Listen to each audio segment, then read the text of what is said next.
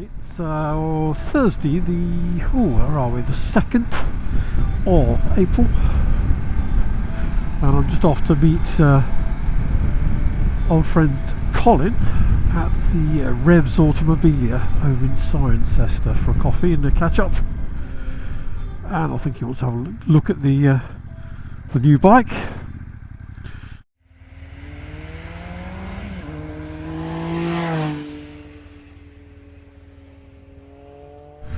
So this is just a quick update because I haven't posted much recently since I picked up the bike, but as I'm still running it in, I thought I'd give you a fuller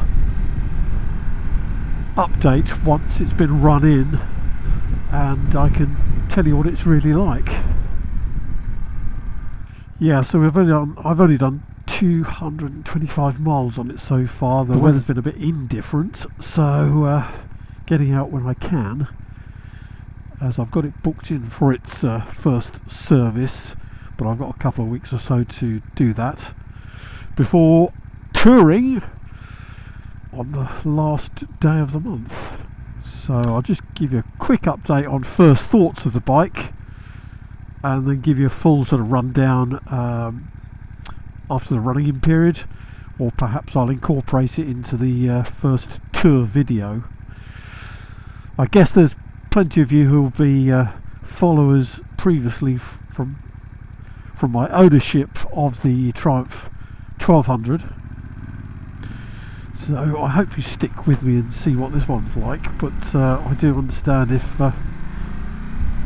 it's not your bag.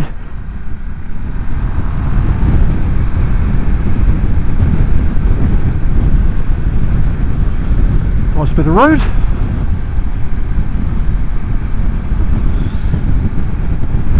So I guess the thing that would interest most people, and especially coming from a Triumph, which I've never really gelled with, as you know if you followed these videos before, but the lightness of this, I mean, being able to shed what, 30 odd kilos, probably slightly more than that actually, has made it so much easier to live with on a day-to-day basis. But I'll tell you more really when I'm on tour, because that'll be the real test of it, I guess.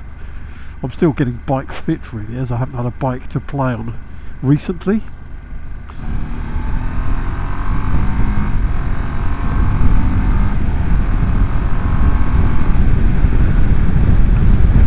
Never been a great fan of twins, but this is a really smooth twin. And I particularly like it in this, I'm in sports mode at the moment, because it just gives you those sharper changes and sharper response on the throttle, which I prefer, and a few more crackles on the exhaust. What's going on here?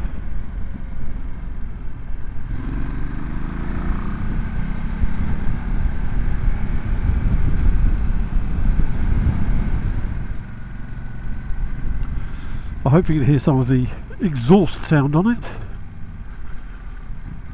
It's got a bit more character than the Triumph had.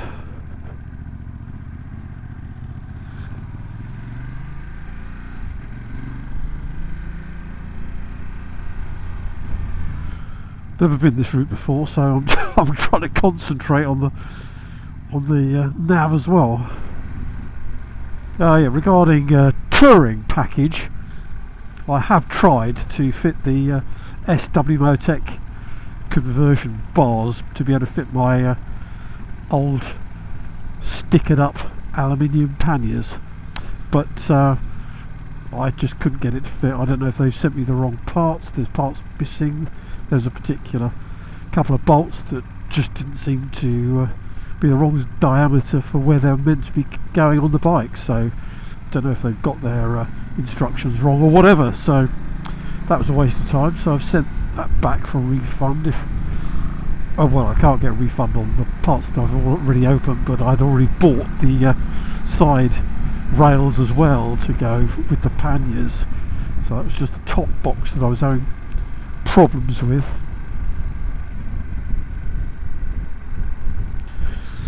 And then I just happened the same day or thereabouts, and then I just saw a guy trying to dispose of a nearly new set of panniers from his V4, which are exactly the same size.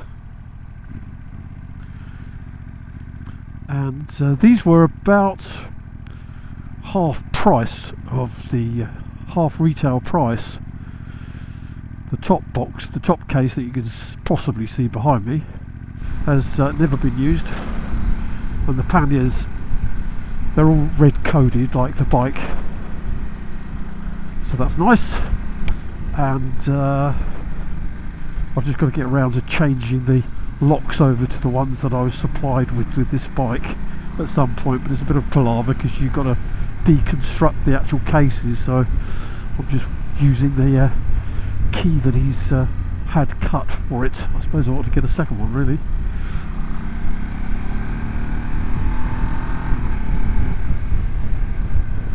As you could possibly make out, it's quite punchy in the sport mode. I think it's going to be fun on this trip. So I've fitted a few things. I'm still waiting for the GPS mounting 3D bracket, 3D printed bracket. Should have been here about a week ago, and somewhat delayed, so I can't put the Garmin on there, so I've just rigged up my phone case, which has always been my touring backup anyway. And there's a very useful USB power point just down here on the inside of the left fairing. Handy. I've put these AliExpress sourced handguard extensions on as well, because the stand ones are quite small. They don't actually provide much coverage over your hands, to be fair.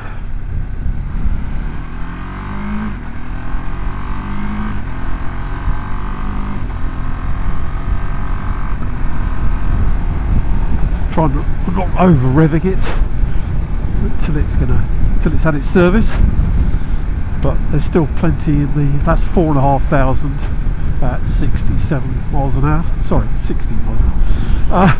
Put a fender extender on the front, because otherwise they've got really short front mud guards on these, so for touring purposes, otherwise it'll get crapped up all over the exhaust and in the back there of the fairing on the front.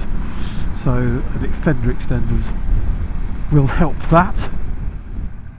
One of my first ride outs with it, once I'd picked it up, was there was a water main that burst all across the road, so of course it got completely cacked up because I had to go that way and return that way from the ride out that I was doing. And what I found out was, it's really well put together. It's nice and smooth on all of the panels, etc. So, it's when you wash the vehicles, isn't it, your car, your bike, and you discover how smoothly well put together it is. This is a pretty little village, so that was impressive. Just the quality of the whole bike, really, the way it's put together, all the mouldings and everything, really nice. But obviously, as you may know, it's not a cheap bike. But hey, it's the next 3 years of my riding, so assuming I get on with it. Right, well, I'll show you a quick bit of the REVS Automobilia when we get there, but otherwise that's all I wanted to say, really. Quick updates, and I'll give you more detailed updates in a while.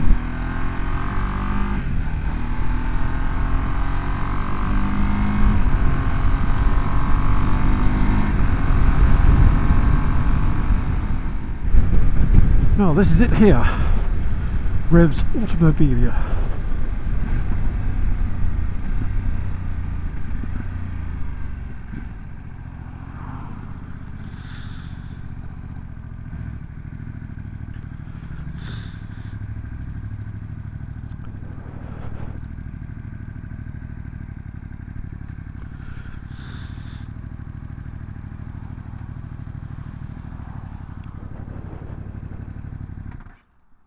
Good day. I've just got here for several road blockages, and I've never been here before, so it's a sort of, am I going in the right direction?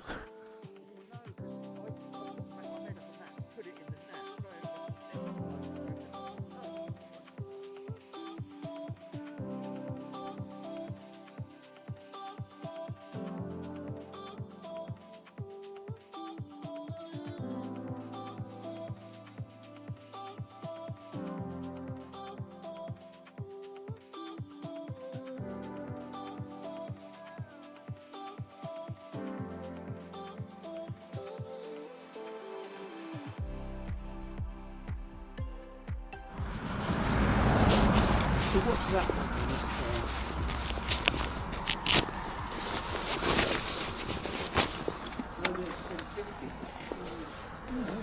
There's good entry.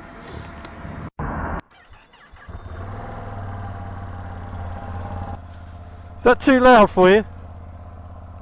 Quite noisy, isn't it? Well, it's warming. It's warming in the warming up phase. Yeah, you don't want it too much more, do you? Really?